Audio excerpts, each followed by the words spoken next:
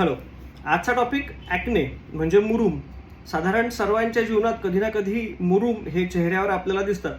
तर आज आपण सुरुवात करणार आहोत क्लासिफिकेशन ऑफ ॲक्ने, म्हणजे जे ॲक्नेचे प्रकार असतात नेमके ते प्रकार, जेणेकरून तुम्ही स्वतःचे ॲक्ने कुठल्या प्रकारचे आहेत हे लक्षात घेऊन त्याला कुठल्या प्रकारचं प्रॉपर मॅनेजमेंट किंवा ट्रीटमेंट करता येईल याची स्वतः दखल घेता येईल, याच्या मदतीसाठी म्हणून मी ही रील बनवतोय.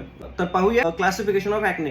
जनरली क्लासिफिकेशन 3 प्रकारे असते. एक असते की सिव्हिअरिटी ऑफ ॲक्ने, म्हणजे किती सिव्हिअर ॲक्ने आहेत, माइल्ड, मॉडरेट आहेत की सिव्हिअर ॲक्ने आहेत. ओके. दुसरा प्रकार असतो त्याच्या अपिअरन्सवर, म्हणजे साधारण कसा तो ॲक्ने दिसतो आहे.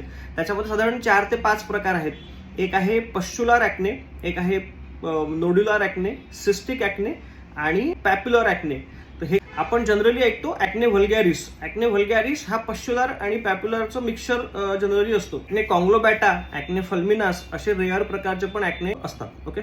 याच क्लासिफिकेशनमध्ये 2 नॉन इन्फ्लमेटरी ॲक्नेचे प्रकार पण असतात, व्हाईट हेड्स आणि ब्लॅक हेड्स, किंवा कोमेडॉन्स पण आपण त्याला म्हणतो. तिसरा क्लासिफिकेशनचा प्रकार आहे acne in dry skin, acne in oily skin आणि ॲक्ने इन नॉर्मल स्किन. तर या सगळ्यांची माहिती आपण प्रत्येक रीलच्या माध्यमातून पुढल्या रील्समध्ये घेणार आहे. तर तुम्ही फॉलो करून घ्या, रेग्युलरली रील्स पाहत राहा. Thank you so much.